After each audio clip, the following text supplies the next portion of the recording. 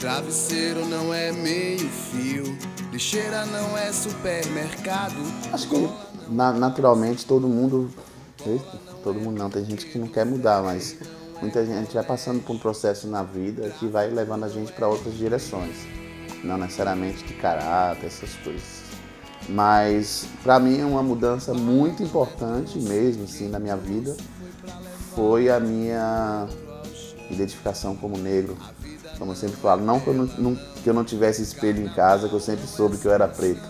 Mas não é isso, mas quando eu comecei a deixar o cabelo crescer, quando eu comecei a olhar as pessoas do meu lado que tenha cor parecida com a minha e me identificar com essa pessoa mesmo sem conhecer essa pessoa.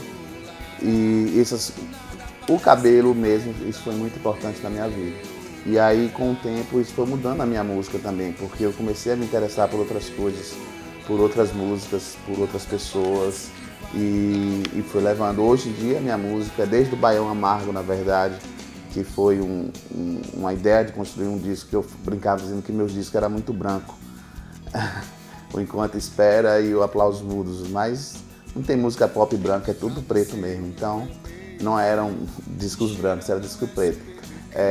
Mas aí eu queria fazer um disco mais com ritmo e tal, e eu comecei a ouvir música negra com esse ouvido de quem está querendo pesquisar, não que eu não já ouvi, e até eu fui desde a música negra americana, música latina, até chegar ao baião, que era uma coisa que eu tinha mais proximidade. Mas eu continuei essa busca também no Encruzilhada, e no trabalho novo que eu estou desenvolvendo também vai estar. Talvez seja uma trilogia e depois eu parta para outra coisa. Mas então acho que a grande mudança na minha vida foi isso. Uma outra grande mudança importante foi o encontro com Diane, porque eu passei o meu encontro com Diane não foi só o encontro de um casal. Ela influenciou na minha vida diretamente, porque eu passei a ter contato com teatro, passei a trabalhar com trilha sonora, isso com certeza mudou minha vida quando você começa a abrir o leque de influências, saindo só do Engenheiro do Havaí que você gostava, ou do Nirvana, levando isso para um espetáculo de teatro, para um filme. Então assim vai mudando, e são mudanças importantes. E outra terceira mudança muito importante na minha vida foi a Naureia mesmo, assim, que eu tive a oportunidade de tocar em muito lugar no Brasil, fazer turnês internacionais e diversos palcos para 50 para 100 mil pessoas. Então são mudanças importantes assim que não tem como. Eu gosto de ter mudado, eu espero que eu mude ainda mais para quando for ficando mais velho. Parece que vai mudar,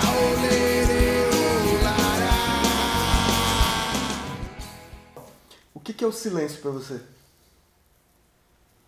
Rapaz, já começa difícil assim, o silêncio faz parte da criação, assim, o silêncio é importante, traz paz, mas confesso que para compor eu não gosto muito, eu não sou muito assim do silêncio, não. Às vezes eu gosto no meio do caos, assim, de estar compondo no meio de várias coisas, mas o silêncio é importante para respirar mesmo. Como é que é ser um cara... Obviamente ninguém é feliz o tempo todo, mas você é um dos caras mais alegres que eu conheço, assim, enfim, brincalhões e tal. Como que é ser uma pessoa, assim, de espírito leve, eu acho, e compor música triste? Realmente eu sou uma pessoa que tem essa leveza, eu acredito. Mas eu não posso compor só pensando em mim, né? Se as minhas músicas, as minhas obras forem se resumir à minha experiência de vida, talvez fiquem monótonas, porque até quando eu resolvo quero escrever algumas coisas falando de amor, preciso compor algumas coisas para quando alguém me pedir música, assim, eu ter algumas músicas. Aí eu fico, poxa, eu também tenho um relacionamento muito, muito tranquilo com o Diane, que às vezes não inspira em nada nessas canções mais desse amor sofrido e tal. Aí eu tenho que inventar histórias, então eu invento histórias, eu crio, eu observo as histórias das outras pessoas. Eu acho que eu tenho uma coisa bacana, assim, eu acredito que eu sou um bom observador das pessoas, assim, do que está acontecendo ao meu redor. Então não precisa se resumir a minha vida, acho que a dor não precisa ser minha, e a dor é uma coisa que presente na vida de todo mundo, então acaba que as canções tocam de alguma maneira, assim. Algumas são dores minhas, porque também ninguém é feliz o tempo todo, né? Eu não preciso ser alegre o tempo... Como é? Uma coisa assim.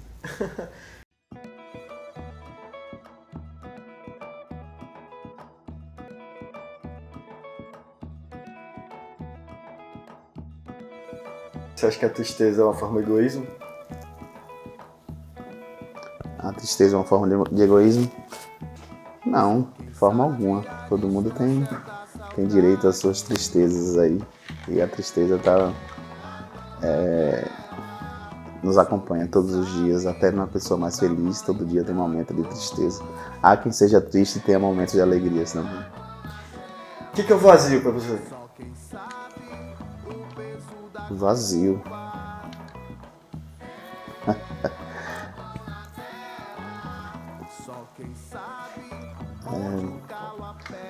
O vazio tem... Pra mim o vazio tem um pouco de tristeza mesmo, assim. Talvez momentos que eu me sinta mais triste, eu me sinta um pouco vazio, como se estivesse faltando coisas assim. E isso, pra mim, a sensação é de uma coisa triste mesmo. Eu acho a coisa mais não sei, não tem uma palavra pra definir. Eu acho a coisa mais estranha do mundo ser a banda dos corações partidos em que todo mundo é bem resolvido no relacionamento. Verdade. Nunca pensei nisso. Pois é. E quem sabe o tamanho da dor é só o dono da dor? Não tenho dúvida.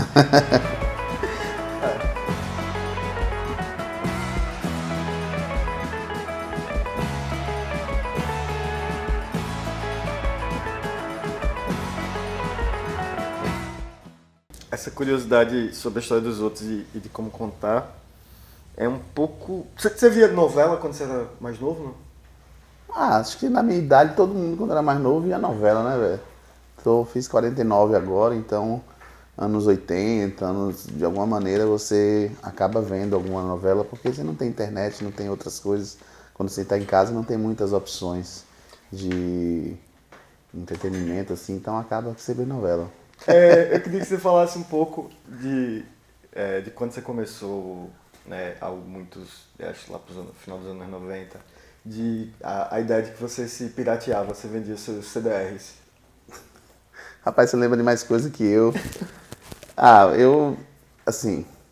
Eu comecei eu nunca, na década de 90 ali, acho que até gravar o meu primeiro disco, eu nunca tinha ido para estúdio para fazer uma gravação mesmo de uma demo, de um AP. Então eu aproveitava os shows, que sempre tinha um cara com MD, na época era um MD gravando os shows ali, e eu pegava essas gravações, passava para CD, tirava a cópia, fazia uma capa tosca e saía vendendo. Fiz uma coisa meio crowdfunding também, vendi uns ingressos, uns ticketzinhos que valiam disco quando juntou, só para poder imprimir a capa, fazer aqui. Depois, anos depois, que eu gravei 2 discos com essa iniciativa mais organizada e tal, o Enquanto Espero e o Bairro Amargo. Mas eu já fazia isso, era autopirataria total, e pegava e a pessoa comprava o disco e falava, não, pode tirar a cópia, tem que tirar a cópia mesmo. Que é bem meio o que a pirataria, de alguma forma, naquele período áureo da pirataria dos CDs e tal, também fazia, assim. Para muitos artistas, a pirataria não foi nada de ruim. Para quem era da indústria e tal, mas a maior parte dos músicos e artistas estavam fora dessa indústria que ganhava milhões e que tinham prejuízo com a pirataria. A maior parte estava fora disso. Então a pirataria, de alguma maneira, tinha essa importância, dizer assim. Eu sei que é uma coisa legal, mas tinha mesmo. É tipo o Jogo do Bicho. É. Reginaldo Rossi que dizia. Ele dizia que tudo que ele tem na carreira dele, ele devia aos vendedores de disco pirata. Eu pensei nele quando eu comecei a falar de pirataria. Que ele disse que o que ele ganhava grana era com show. E para ganhar grana com show, a música dele tinha que ser divulgada, tinha que ser conhecida, e ele ganhava mais grana com isso do que com, enfim, com a gravadora, enfim. Me diga uma coisa, em que situação você compôs o Verniz? Situação totalmente assim normal em casa. Porque tem essa questão de composição, tem composições que ficam martelando na cabeça durante o tempo. Eu tenho uma ideia e eu fico tentando desenvolver essa ideia. Mas o momento em que eu chego para finalizar essa ideia, às vezes é um momento, tá várias pessoas conversando e eu tô aqui. A última canção que eu fiz mesmo, tinha alguns amigos em casa, em algum momento eu desconecto da conversa de todo mundo e fico aqui, que era uma ideia que já estava na minha cabeça, aí eu saio, escrevo e aí depois quando estiver sozinho, aí sim eu finalizo. E Verniz também foi assim, foi uma ideia, tive aquela ideia surgiu a ideia do Gastou o Verniz do Nosso Amor, mas a música em si, que eu peguei no violão, que às vezes eu faço sem um violão também, mas que eu peguei no violão e comecei a compor, foi um dia normal em casa. E a música é parceria com o Diane, porque eu tô falando que gastou gastou o Verniz do Nosso Amor, mas em alguns momentos eu chegava para ela, e se a gente usasse... Ela fugiu dessa parceria, hoje em dia a gente tem várias parcerias, essa parceria ela, não, essa não. É porque realmente eu queria uma palavra que faltava, ela chegava e a gente ia discutindo e tal. Mas eu acho interessante porque eu tô falando que gastou o Verniz do Nosso Amor e eu fiz em parceria com ela. O que deixa você cansado, sensível, sem combustível? Algumas pessoas sugam as nossas energias, assim. Engraçado que ontem eu fiz um show que eu saí total cansado. Eu fiquei sem saber porque eu já fiz shows até de duração maior. Mas eu acho que foi porque quando a gente começou a tocar, a casa tinha um espaço atrás que já estava cheio, ou seja, atrás do palco estava cheio e na frente do palco poucas pessoas. Então eu achei que foi uma energia muito grande para tirar aquelas pessoas que estavam ali, para trazer todo mundo para frente. Eu acho que foi isso, assim, e isso me deixou muito cansado. Mas falando quando a gente tem que desprender de uma energia muito grande para alguma coisa, assim, independente se for físico ou psicológico, isso me deixa muito cansado, mas pessoas me deixam muito cansado, assim. O que você sente? E assim, eu tenho uma impressão, não sei qual é a sua. O que você sente que você vai no show, independente do número de pessoas que tem, você fala tem 20 pessoas, 1000 pessoas, o que você sente quando alguém tá cantando uma letra sua? Porque já aconteceu comigo, deu errar a letra e a pessoa acertar. O que você sente quando a pessoa tá cantando uma música sua? Isso já aconteceu comigo várias vezes. Velho, na época da Naureia eu tive a oportunidade de tocar para muita gente mesmo. Mas meu último show no Textos Autorais foi um dos shows mais emocionantes da minha vida, assim. Justamente porque tava as pessoas, quando eu comecei a cantar Esquecimento, eu esquece um pouco, só cantei a primeira frase, todo mundo cantando. Eu fiquei assim, e é uma casa pequena, né? O Stones é uma casa pequena, mas assim, com matéria de emoção, de voltar para casa realizado, o mesmo nível de tocar em grandes festivais. Claro que não tem comparação. O que não compara em grandes festivais é a repercussão, a quantidade de gente, o que você vai colher daquilo. É óbvio que é importante tocar nesses projetos maiores, em festivais fora do Brasil, bababá, mas eu estou falando da emoção do palco naquele momento. Foi uma das maiores emoções que eu já senti assim cantando.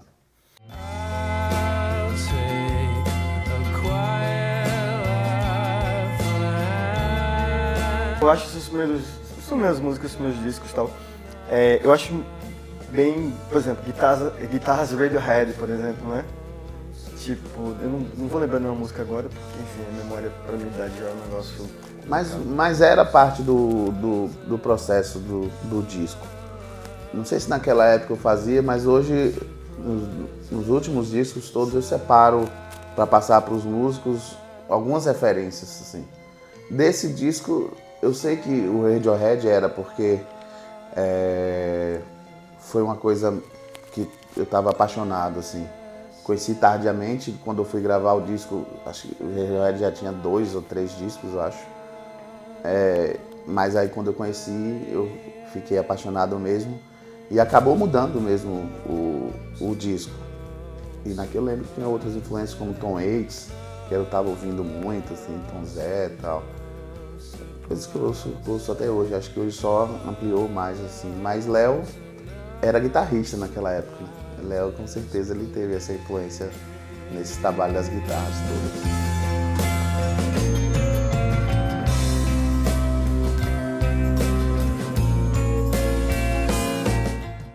Você acha que o Alex Santana, que era fã do Humberto Gessinger e tal, você acha que... O que ele achar do seu disco Baião Amargo?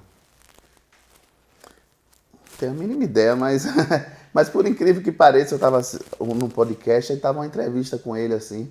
Falo por incrível que pareça porque tem uma geração de artistas dos anos 80 que parece que ficou nos anos 80. E Humberto estava justamente falando de uma geração de músicos novos, ele elogiando tal, e dizendo que tecnicamente são melhores, músicos, tem muito mais gente fazendo. Ele fala que às vezes tem gente que abre a boca, porque hoje em dia não tem mais artista como antigamente. Hoje em dia tem muita gente fazendo muita música, ele fala isso, muita música bacana, só que tem todos os problemas mercadológicos e para essas músicas chegarem nas pessoas, não sei nem se vai acontecer, se isso acontece sem um grande investimento, então talvez ele gostasse do Baião Amargo, ou talvez por ser, ter um nome já Baião na frente, ele já deixasse de lado, nem quisesse ouvir, porque então não sei se é a praia dele. E o que o Alex do Baião Amargo acha daquele Alex que começou tocando? Comecei tocando ou do primeiro disco? Do Alex que começou a tocar antes do primeiro disco. Rapaz, eu tenho essas gravações, eu ouvi há pouco tempo. Eu gosto pouca coisa daquele Alex. Salvo assim, pouca coisa assim. Eu acho que tinha lá uma energia, tinha uma coisa bacana. Tem alguma canção ou outra que eu gostava, mas eu acho que nos últimos anos o meu trabalho muito melhor. E assim, eu sei, tem muita artista que no primeiro disco lança sua obra-prima e eu acho que nesses trabalhos, não, acho que eu estava amadurecendo ainda. Ainda bem que eu não lancei um disco naquela época ali que 2001, 2000, porque quando eu lancei em 2004, ainda era uma fase que eu estava entendendo e buscando outras referências e tal. E no início ali, o meu início foi bem antes, né? Mas assim, no meu trabalho solo, por ali em 98, porque eu sempre estava com Perla, eu estava com outra pessoa, eu estava com a Vórtica, eu estava com... Pablo não me chama. Pablo a gente não dividia, a gente era parceiro, mas não o palco, assim. Ah, sim. Mas o trabalho solo mesmo, assim, acho que era muito verde ainda. Mesmo já tendo 20 e poucos anos, que hoje em dia você pega Morgana, que chega com trabalho como compositora. Pô, as músicas dela, as minhas músicas na idade dela, chega aos pés, nem sei se as minhas de hoje chegam, mas as da idade não, com certeza não chegavam aos pés do que ela compõe.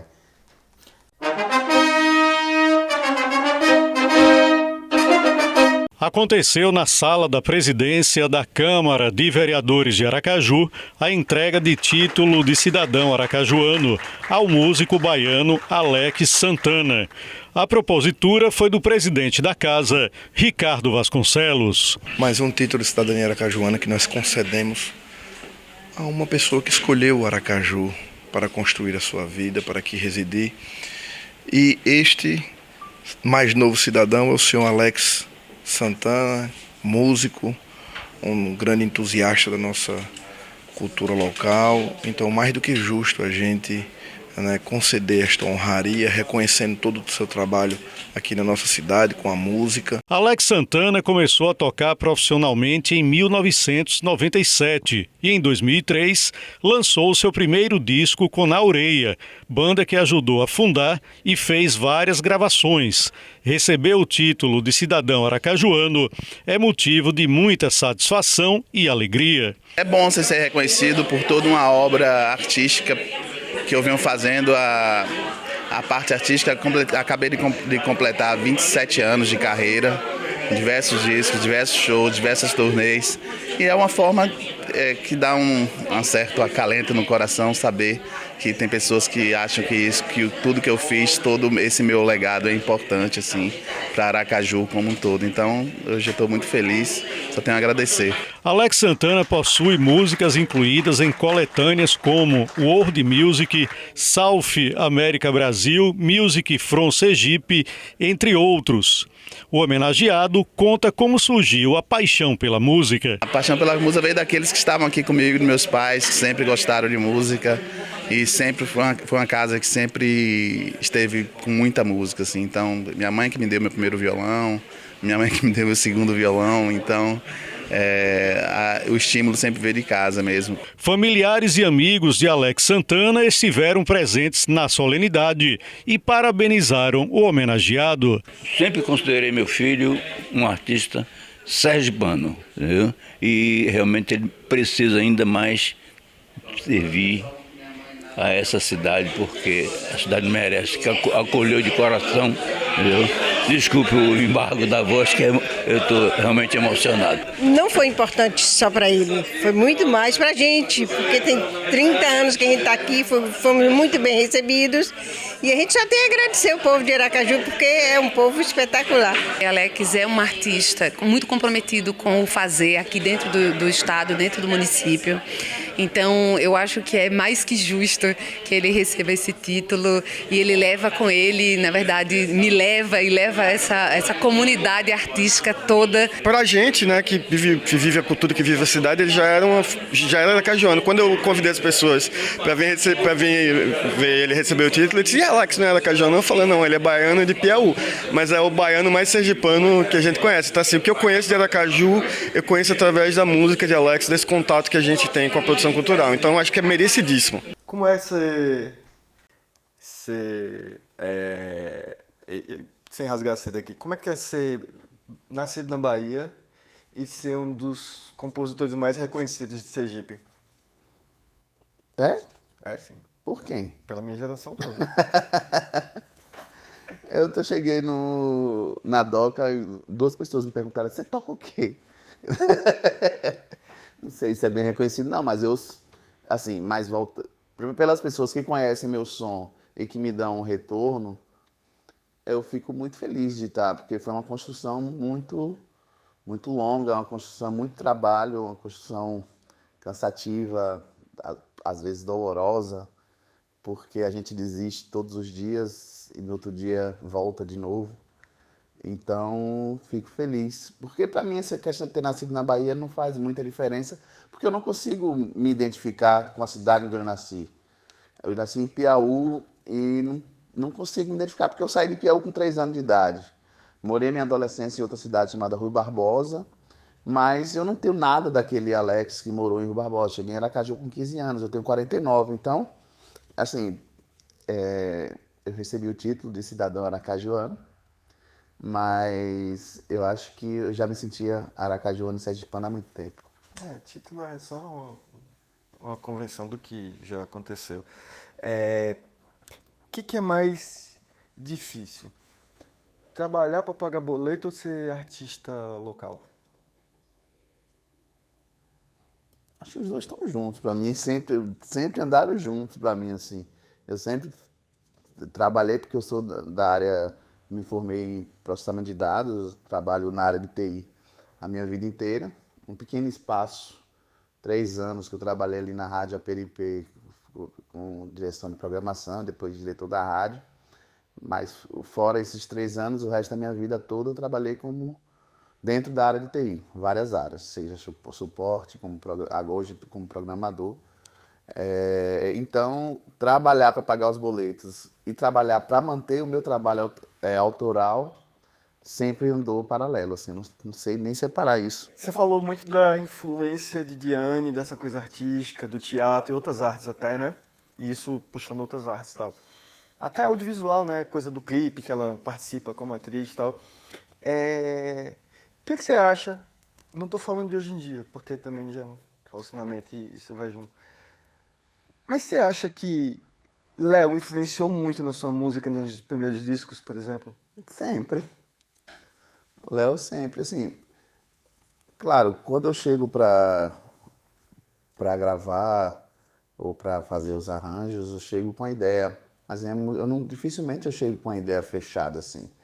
Eu gosto poxa, eu chamo músicos que são mais talentosos que eu por isso, para que eles possam contribuir. Mas Léo sempre influenciou, e mais bacana porque Léo sempre teve outras influências diferentes das minhas. Então, acaba que ele tinha, quando você dá uma referência, ele consegue chegar, consegue ir.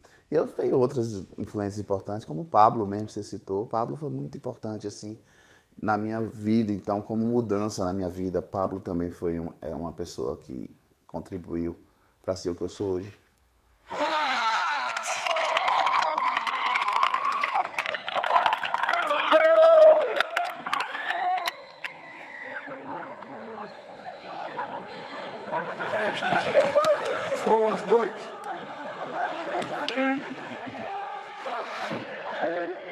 Os ares da história estão mudando nesse estado. Semana passada brotava arte e poesia desses palcos aqui. Porque isso aí na frente também é palco. E pela utilização do poder humanizador da arte, que ele traga fluidos de concretização de bons tempos.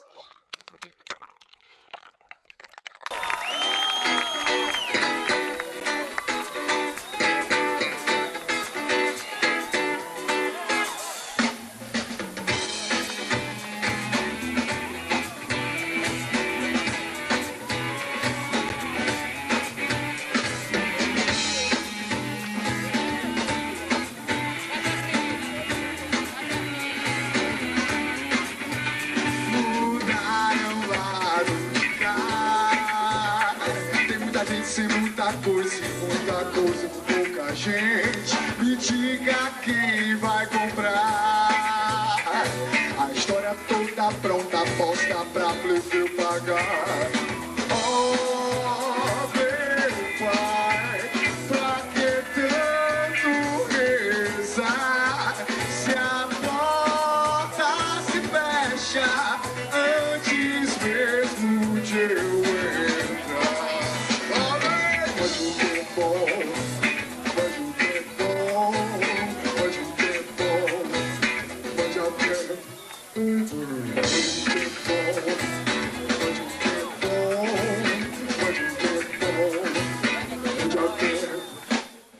Agora, para terminar, eu quero que você mande um recado para Alex Santana do futuro. Eita. O que eu falaria para mim na garrafa, assim, botar...